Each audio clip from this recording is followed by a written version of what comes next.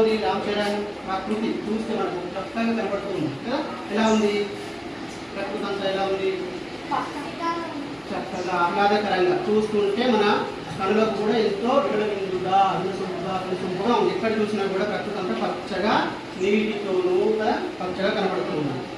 మనము మొదటి పాఠ్యాంశం మొదటి పాఠ్య భాగం పేరేంటి? ఫస్ట్ పాఠం పేరేంటి అడిగిన వాళ్ళు మాత్రం అభినందన. అభినందన కవి ఎవరు?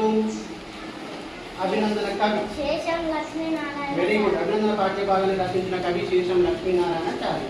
మరి సెకండ్ పాఠం పేరేంటి? వెరీ గుడ్, స్నేహబంధం కదా. చక్కగా స్టోరీ కదా, ఒక కథ విన్నారు. మరి ఈరోజు మనము ఒక కొత్త పాఠ్యాంశం గురించి నేర్చుకున్నాం. 2 పాఠాలు అయిపోయాయి కదా.